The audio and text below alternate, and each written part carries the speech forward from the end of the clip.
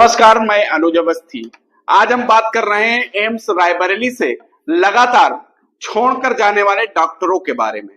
उससे पहले हम एम्स रायबरेली के अधिशासी निदेशक डॉक्टर अरविंद राजवंशी के बारे में जान लेते हैं। डॉक्टर अरविंद राजवंशी की बात करें तो 1977 में इंदिरा गांधी मेडिकल कॉलेज शिमला से इन्होंने एमबीबीएस किया। 1981 में पीजीआई MER चंडीगढ़ से इन्होंने MD पैथोलॉजी की और 1994 में royal college of pathologist London से MRC पैथोलॉजी की। इन तमाम डिग्रियों और खूबियों से युक्त डॉक्टर अरविंद राजवंशी की कार्यशैली की बात करें तो एम्स से लगातार अच्छे डॉक्टर इस्तीफा देकर जा रहे हैं, एम्स को छोड़ते जा रहे हैं, लेकिन डॉक्टर अरविंद राजवंशी पर कोई फर्क नहीं पड़ता।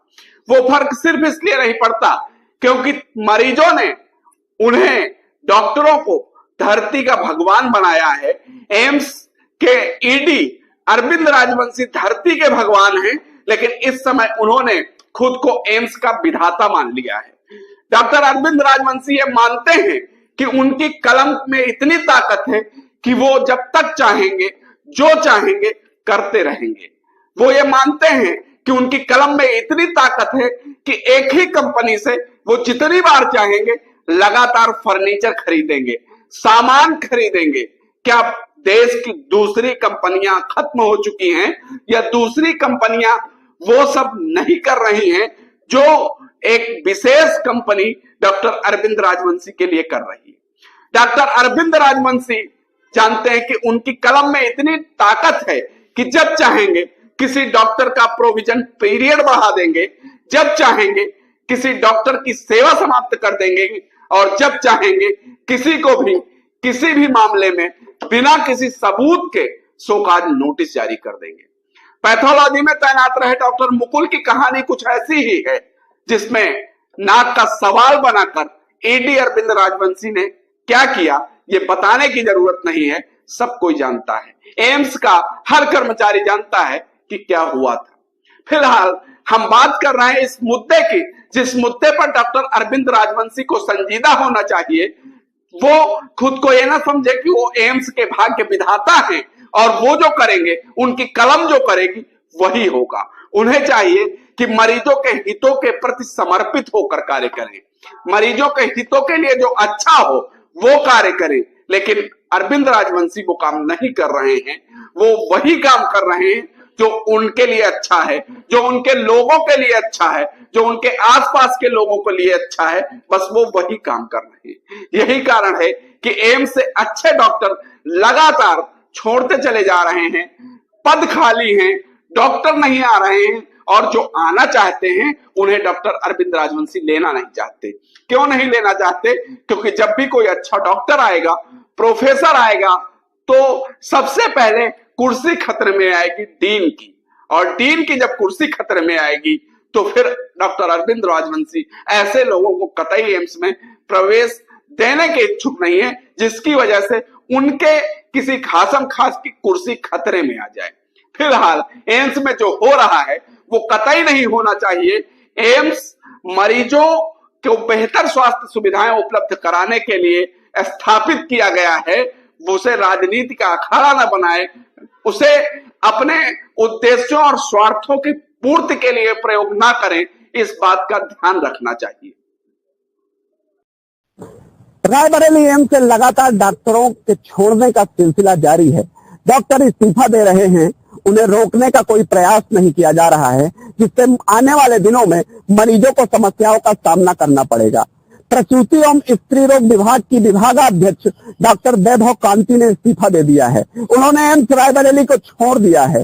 डॉक्टर सीमा यादव ने भी एम्स को छोड़ दिया है। डॉक्टर भूपेंद्र ने भी एम्स को छोड़ दिया है। न्यूरो सर्जरी के डॉक्टर अरुण ने भी एम्स को छोड़ दिया है। Paediatric surgeon doctor Rohit Kapoor ने भी एम्स को छोड़ दिया है। डॉक्टर लगातार एम्स छोड़ते जा रहे हैं, लेकिन एम्स के अधिशासी निदेशक को इससे कोई फर्क नहीं पड़ता। फर्क इसलिए नहीं पड़ता कि वो जब खुद बीमार होते हैं तो उनका इलाज एसजीपीजीआई में हो जाता है। उन्हें उन मरीजों से क्या मतलब जो बड़ी उम्मीद और आस लेकर रायबरेली एम्स आते हैं और अच्छे अच्छे डॉक्टर चले जा रहे हैं।